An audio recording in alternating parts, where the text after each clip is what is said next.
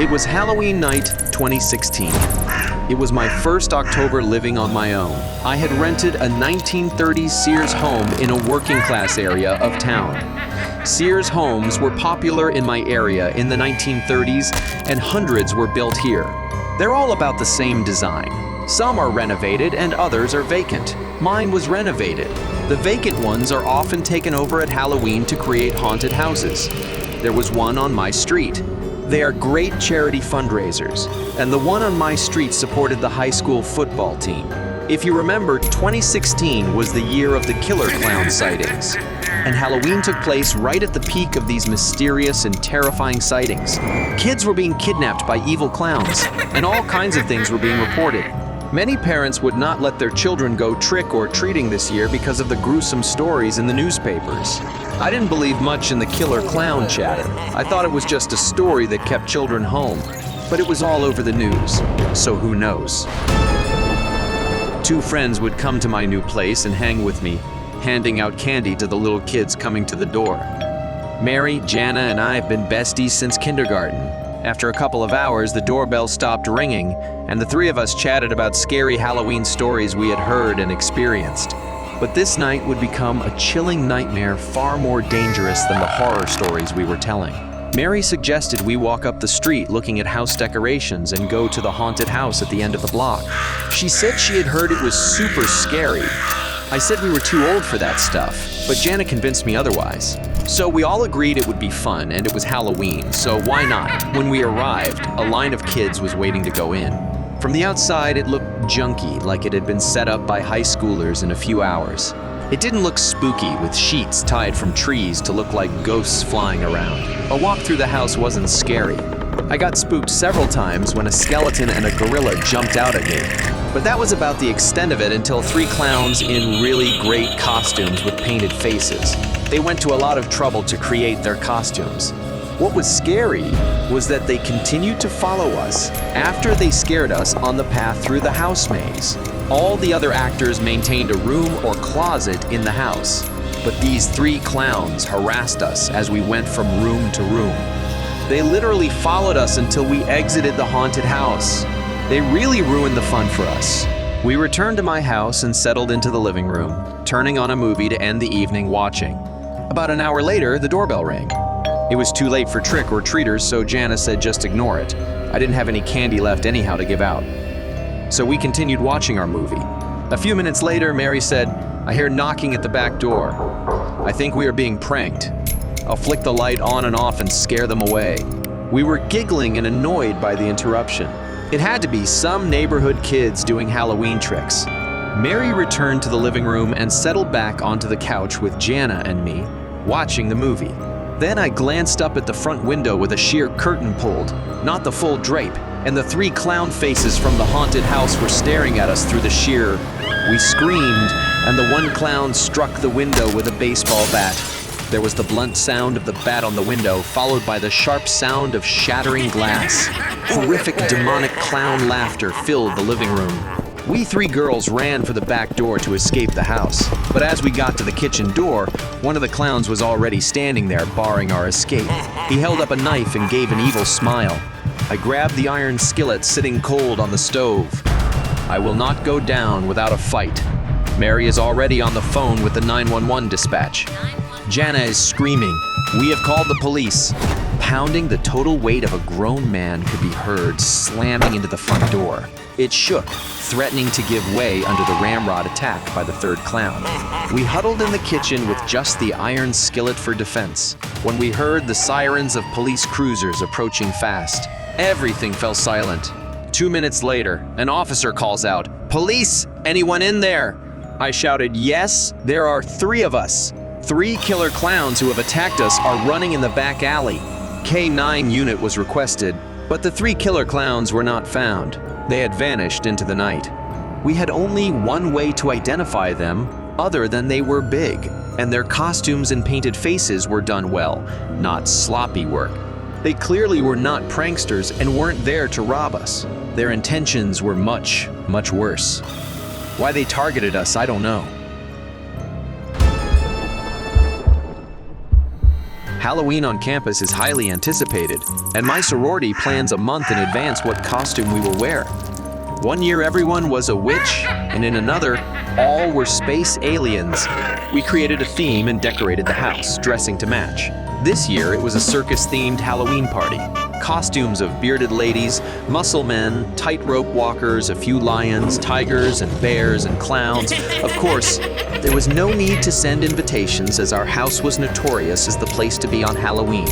All the university seemed to know that Alpha Delta Pi was an outrageous place to be. Our house is the typical campus house, with 2 floors, a big front porch, and a yard out back with a patio big enough to handle 50.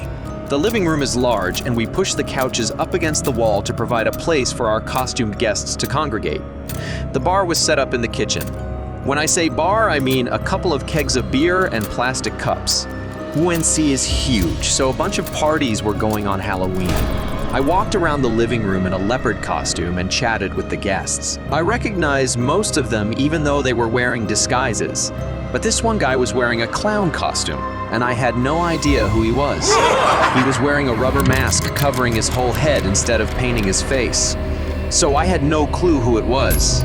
I went up to him and asked, "Who is this?" He just stood there looking down at me, saying nothing. He was at least 6 feet tall and I was only 5'2". He then just walked away into the crowd. I figured he just couldn't hear me with the loud music and everyone shouting in the room. 11 o'clock rolls around and everyone heads for Franklin Street. This is a yearly tradition in Chapel Hill. Tens of thousands of costumed souls march down Franklin Street. It is wild and festive and crazy fun. I was last out of the house, and it was my duty to lock up after all our Halloweeners had left and headed to the chaos of Franklin. I joined my housemates on the lawn at UNC and watched the throng dance and parade. I stayed about 2 hours and felt exhausted and headed for home. At the same time, my sisters all made their way to an after-Halloween party. I returned to the house, unlocked the door, and locked it behind me, knowing my sisters would be out all night. They all had keys and could come when they wanted. I went upstairs, stripped down from my sweaty costume, and went into the bathroom to shower. I brushed my teeth, grabbed my shampoo from the closet, and opened the shower door. To my paralyzing fright stood the clown from the living room. He gave a terrifying, deep laugh through his rubber mask. I fell to the bathroom floor, hitting my head. I became dizzy as my blood pressure soared in panic. I passed out. He reached down and seized me by my waist, carried me down the hall, and tossed me on my bed as I came to. I twisted from his grip, fell to the floor, and opened my nightstand to snag the pepper spray that was kept there. I pulled the pin and blasted him until it was empty. He is screaming, "I'll get you, you cheap whore. There is nowhere you can hide." I ran naked as the clown ripped the mask from his head. I flew down to the kitchen, grappling at the knife block for the butcher knife, darting into the powder room in the front hall, and locking myself in. I sat in there gasping for oxygen. A few moments passed, and I heard the evil clown shouting curses. Then I listened to the front door slam shut, but I did not move. I sat frozen on the toilet, holding the knife with nothing to cover myself. 2 hours later, the front door opened to the sound of laughter of my roommates returning. I cried with relief. I came out and said, "Please lock the door and call the police." They saw my distress in my necked body standing before them, still clutching the knife. The police came and searched the house. The intruder was gone. Only a clown mask was found on the bedroom floor. This chilling nightmare revisits me every time I see a clown. Be safe, my friends. Always carry pepper spray with you. It could save your life.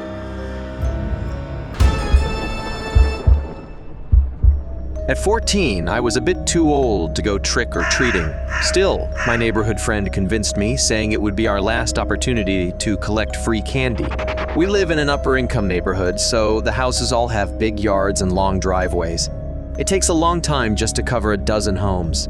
But the flip side is that all the places gave out extra large candy bars, so it was worth the effort. The neighborhood was known to be rich old people who loved seeing the kids in costume and rewarded them with the best candies.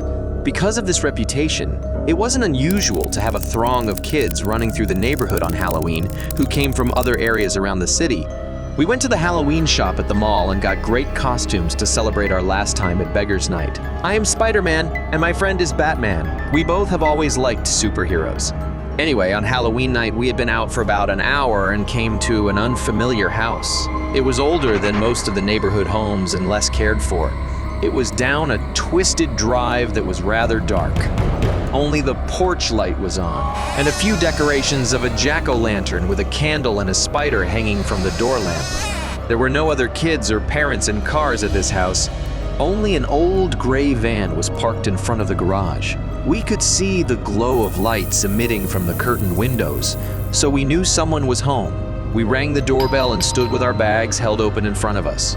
After a few seconds, a middle-aged man dressed in a carnival clown costume with a big red nose and orange hair opened the door. We were very excited at first. Houses where the owners were dedicated enough to Halloween to dress in costume always had the best candy. We shouted, "Trick or treat!" The clown somberly handed out a Hershey's candy bar, the big bar. It was very impressive, without saying a word. We said, "Wow, thank you," and turned to leave. Only then did we hear his high-pitched voice. "Wait, I have more. Come inside and I'll get it." It was bizarre, but we were 14-year-old boys and we figured free candy, especially if it was better than a giant Hershey's chocolate bar, was worth going inside for. "Wait here," said the clown and disappeared around the corner.